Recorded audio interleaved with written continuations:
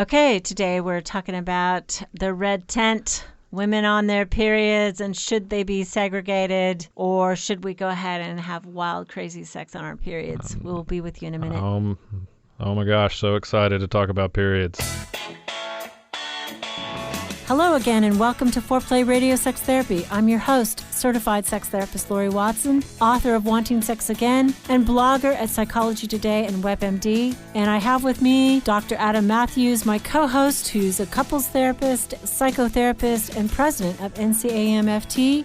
Foreplay is dedicated to helping couples keep it hot. Thanks for listening. Now on to today's topic. All right, Laurie, you've done it to me again. Yep, I'm talking about an interesting and embarrassing question. And you know, Adam, your sort of dread about this subject is so incredibly common. Yeah.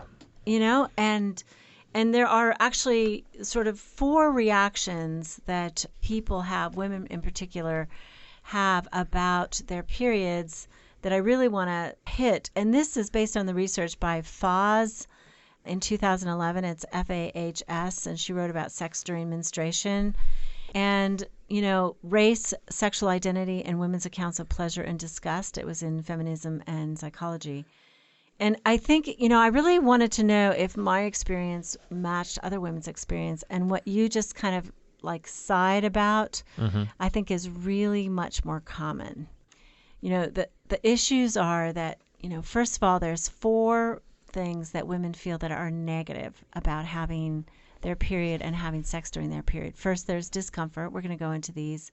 Second is their partner's overt discomfort with them being on their period. Okay. Third is their own negative self-perception.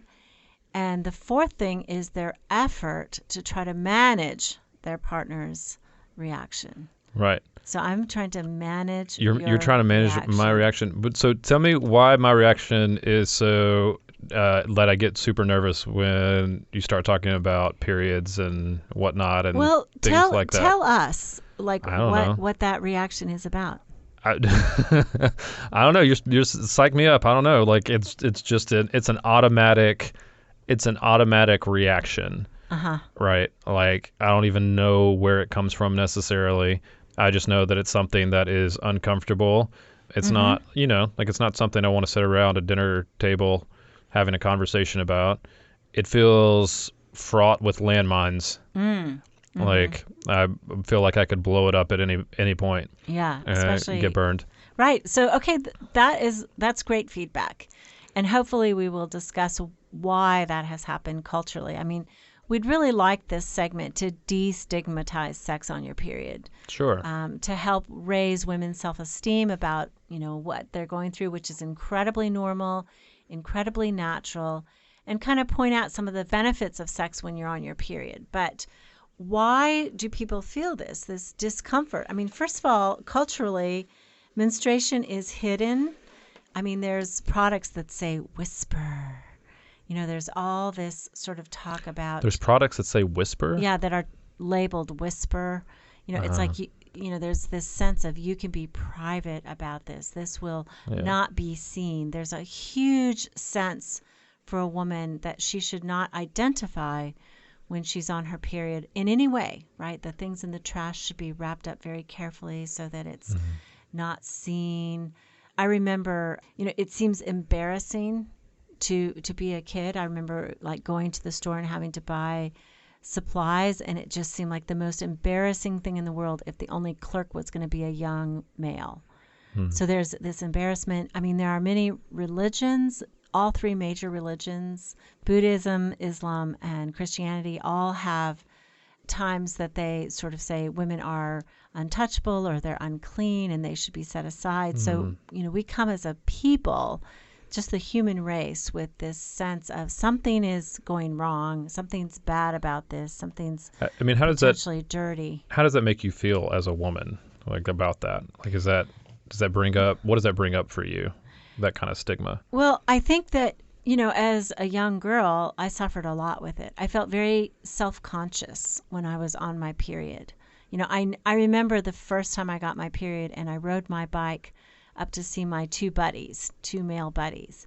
And I just knew that they knew. It just and it felt weird. I mean, this is something kind of happening in your genitals, and so it just felt really, really exposing. When I had children, my stepmom and dad came to help me with taking care of the babies, and my stepmom took me aside, and I think they were going to go to the grocery store for me, and she said, "But honey, don't have us buy any feminine products, okay? Because I think your dad would be embarrassed." Oh, so it's like protection of the fragile male ego. He couldn't do that. Because his daughter who is bleeding after childbirth, that's so weird, right? That's so gross. That's so unspeakable. Yeah. So, I mean, I think that it's hidden, it's set apart, and our culture really socializes women to feel negatively about menstruation and about their periods. There's all this advertising, clean up the mess, keep the mess from your body. You should be more hygienic. You should use douching. Please never, never, never, never, never douche. That's crazy. Don't do that. That will upset the balance of your body. And this is, I mean, it is true that there is something that's happening that needs to be contained. And then on top of that, it seems like there's the unfair expectation or blame that any emotion that you're exhibiting is to blame on your period, any negative emotion that's going on. Right. I mean, is that a part of it as well? Right. That seems like it from the outside looking in. There is PMS, which basically gives women more food cravings, cramps, their breasts feel tender, there can be moodiness and fatigue, and then there's something that we've designated that is more distinct, which is the premenstrual dysmorphic disorder. And this is really something that happens about a week before your period starts, and because your hormone levels begin to fall with ovulation. And it's more serious. There's depression, irritability, tension, and it's debilitating for some women. And it can be caused by low levels of serotonin, which, as we know, if our serotonin drops too low, that's why antidepressants work. It essentially boosts your body's ability to retain serotonin. So there is something that for some women, they really, really suffer, and it impacts their body and their moods. So yeah, I mean, I think there can be some realities to women feel worse, and they are riding the waves of their hormones. Men do not ride the waves of estrogen and progesterone, and they have steady state testosterone. So women don't have steady state testosterone, and they have it so low that it doesn't stabilize their moods. Men are very blessed to have so much testosterone that it's an optimism drug. It is like being on a constant antidepressant when you're a male, just because of your testosterone levels. So I think in part men need to understand there is a physiological issue that is happening to her that is going to impact her emotionally. That is true. But, I want to go back to those themes, Adam, of like why women won't have sex on their period.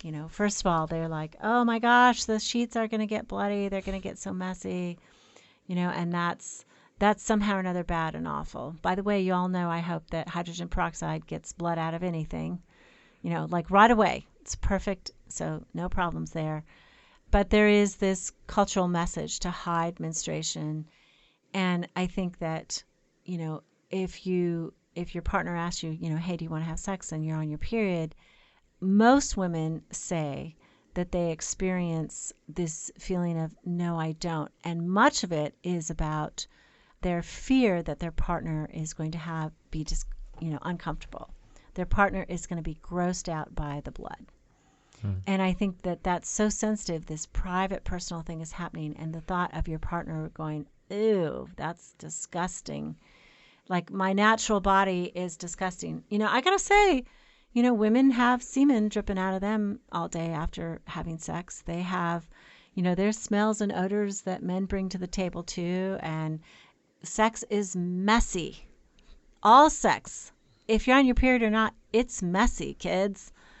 It's like, I just think, for me personally, it's not as clean as movies like to make it. No, when people just have sex and then put their clothes back on and go back to work. Right, exactly. And I think the third point is women feel a negative self-perception. They feel, well, I'm bloated. Oftentimes, sexual intercourse actually feels different to a woman on her period because her pH balance in her vagina is different. it's less acidic because the blood is coming out, making it more base. And so it doesn't feel the same. But also the negative self-perception is really about, well, it's just not pretty. I'm not pretty. I'm bloated. I'm fat. I'm this. I'm that. And so that perception, says, I don't want to have sex. And then I think even if their partner has never said a word that's negative about them being on their period, they have anticipatory shame. Like that their partner's going to be grossed out. Yeah, that their partner's going to be grossed out. And that shame leads them to just say, I'm just not going to mess with it. Just not going to mess with it. Well, wouldn't it lead their partner to also not initiating sex when they're on their period? Yeah, and their partner doesn't necessarily know. I mean, this is really crazy to me. If I were a guy married to a woman or partnered with a woman and she told me she was on her period, I would put that in my calendar and project ahead 30 days or, 28 days, right? The normal cycle is 28 days to 30 days. I mean, I would just want to know. I would track it just like she should track it, just so that I kind of know, oh, this is what's going on. And frankly, if I were you, I would treat her like royalty during that anticipatory couple of days. Like, honey, can I get you any of those food cravings, chocolate chip mint ice cream or chicken soup? Or, what do you want, baby? Because being tender, right? It's like as if you were taking care of a partner who, for whatever reason, had cyclical times of depression or cyclical times of tiredness, right? People who are dealing with, chronic fatigue syndrome and stuff.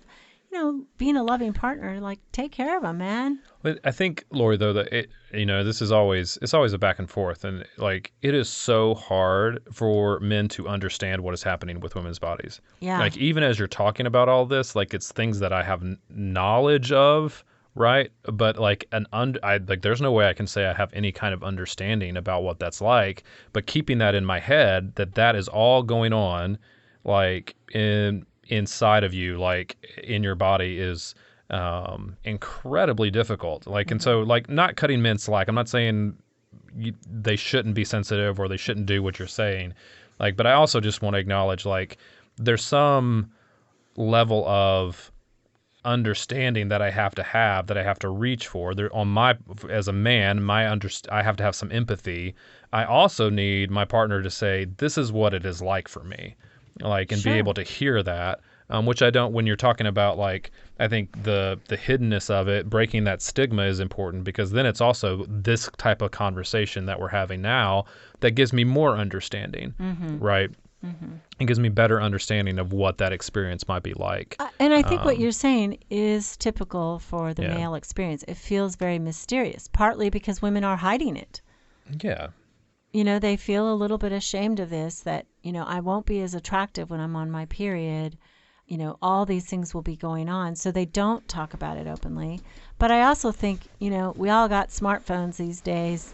It's really easy to put a repeat, a 30-day repeat and just say, or 28-day repeat. And you can ask your partner, how many days normally is your period? And I think too, as a man, I have to trust what my female partner says is happening to her. I think a lot of times the men don't trust that. Mm-hmm. They don't believe that it's as severe as what women say that it is. And so I think that's a cultural thing as well that we have to get over and move past and trust this is your experience. And I have to trust that this is what this is. Right. You look good. You feel like crap. Oh, it's hard to see that. I mean, I know one guy was helping his wife in childbirth and said, it can't hurt that much.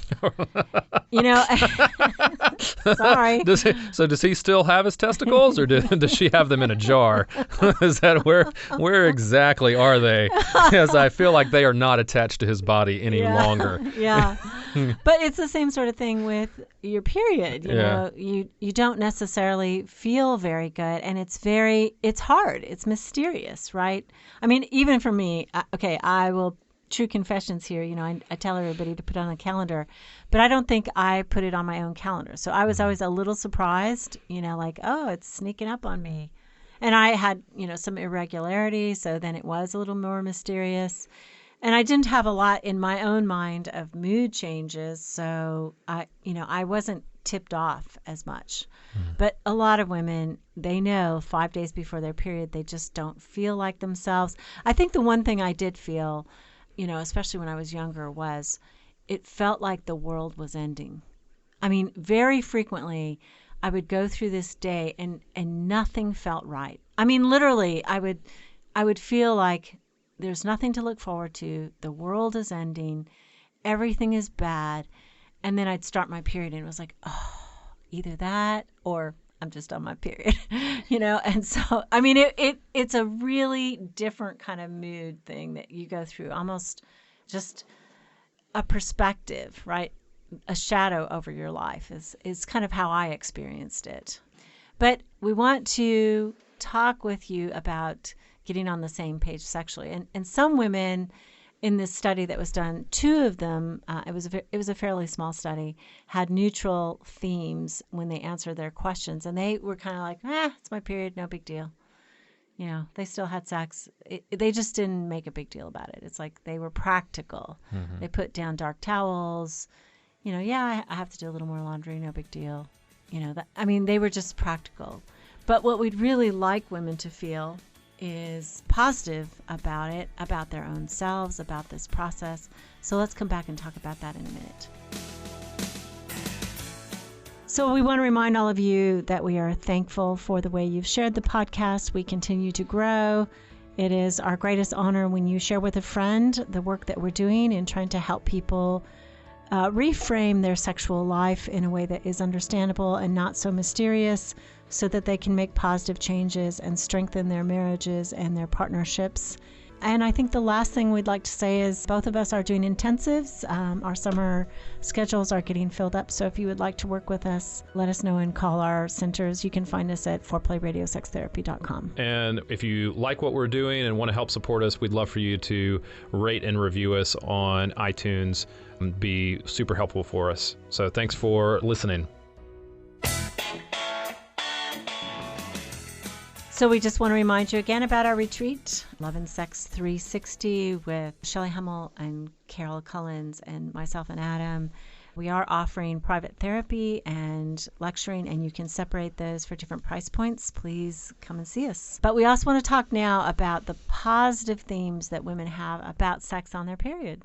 Yeah, definitely want there to be positive themes, right? Because like we talked about, historically, those themes have been very negative, and which causes a lot of shame and disconnection in partnerships. So, So what are those positive themes? How do you shift it, Laurie? So some women grow up and kind of have an acceptance of their bodies and of this process. And much of that comes from their parents, both mother and father, like mother who kind of takes them out for a celebration and says, prepares them well. This is what's going to happen to you. This is where your supplies are. This is how you're going to feel. We're going to celebrate you becoming a woman. Their fathers who maybe, send flowers and say, you're a young woman now. I'm so proud of you. Not necessarily always getting into the whole graphic details of it, but a father sort of sending a very positive message of approval, joy in his young daughter's emergence into womanhood can be really positive. And certainly being the dad who says, hey, does anybody need any supplies, for your period? Can I pick them up? I'm going to the store. Just making it really natural helps your daughters, helps it seem integrated into health, and this is who we are. And that sense of dad's not afraid about it is good. And some awareness about, because Adam, you're going to have 3 women in your household who are on their periods. Yeah. You don't have to remind me of that. I'm very, very aware That's right. of what is happening. But one of the positive things that women feel about their periods and sexuality is that there is actually more pleasure than at other times of the month.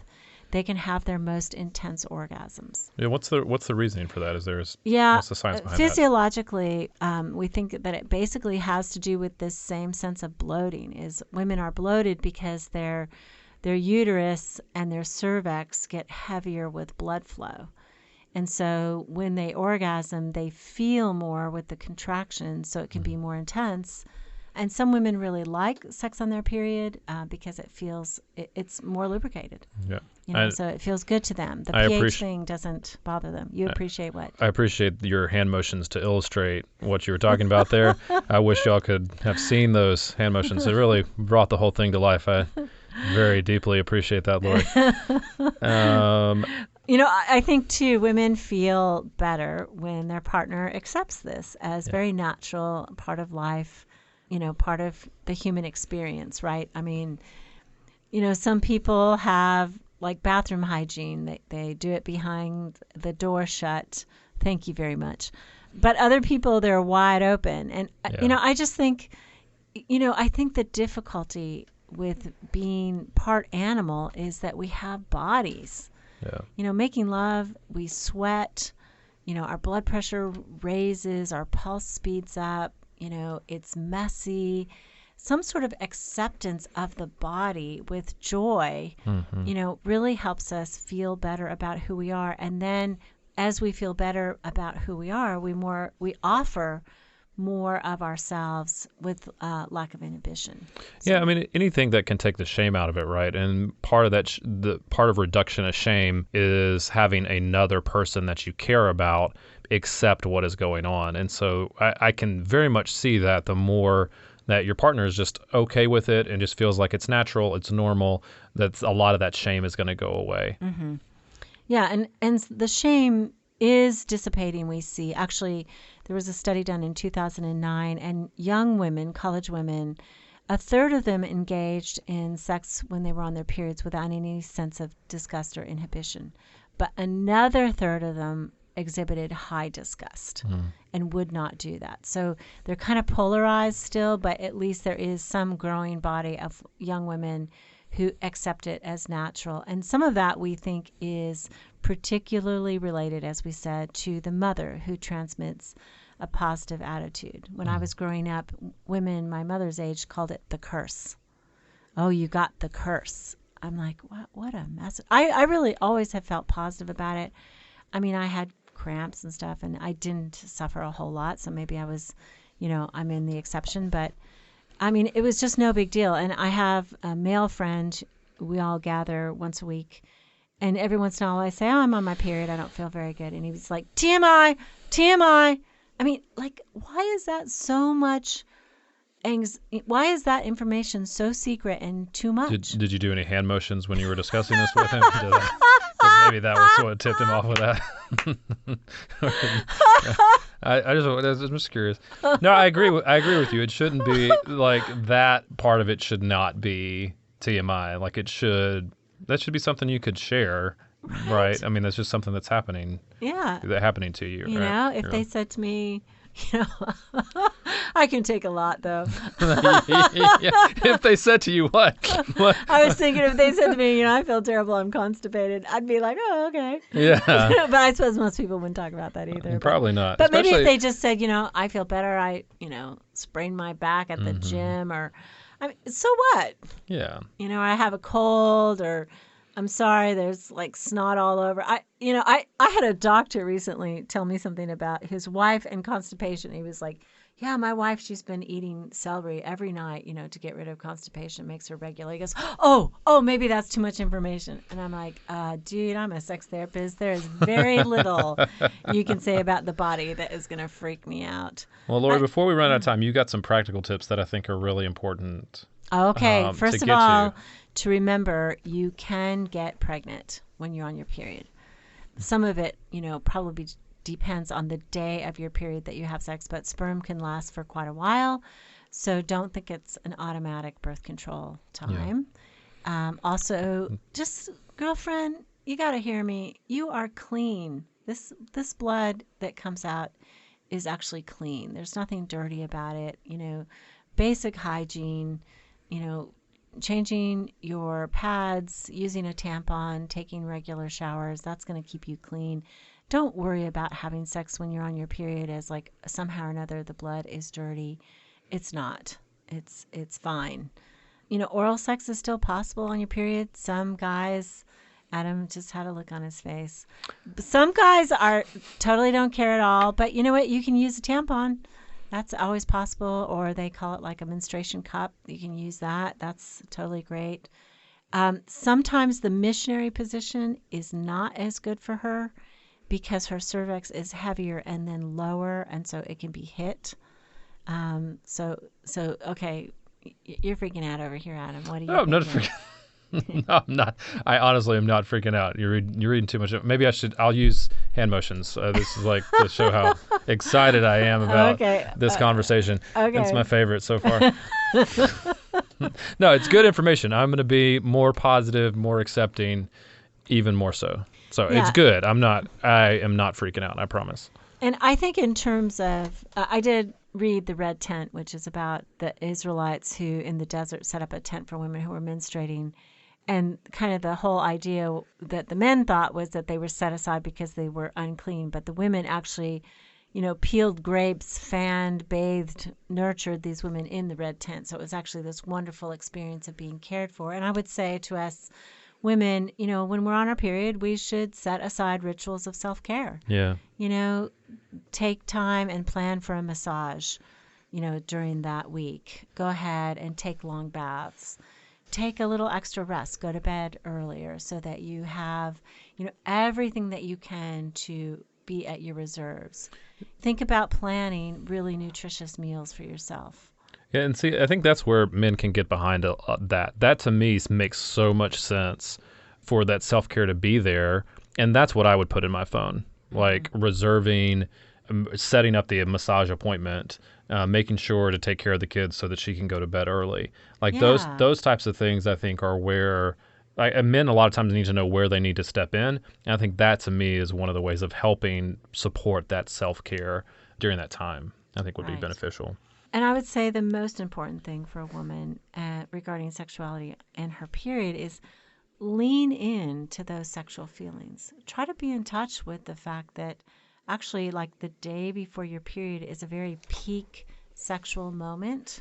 I mean, we know that during ovulation, during a woman's cycle at ovulation, she also has a peak of sexual desire. But actually, right before her period is a huge turn on, simply because of the heaviness. And I think, women are so freaked out by their body gaining 2 or 3 pounds when they're on their period. It's like, this is the blessing. This is the counter blessing. Maybe you feel bloated and that feels a little uncomfortable, but girlfriend, your orgasm's going to be great. So go for that. Awesome. Well, and completely unrelated, I'm going to go lift a bunch of weights and watch a bunch of sports after this. Unrelated. Okay, unrelated. Just to feel manly after this conversation, right? Right, totally. All about women. I'm interested to see how men feel about this conversation. Yeah, let us know what you think. And thanks for listening. You can now call in your questions to the Foreplay question voicemail. Dial 833-MY-4PLAY. That's 833-4-PLAY. And we'll use the questions for our mailbag episodes. Hey, help us stay on top here at Foreplay. We'd love it if you would subscribe and share it with your friends. And please take 1 sec and rate and review us. Thanks so much. All content is for entertainment purposes only and should not be considered as a substitute for therapy by a licensed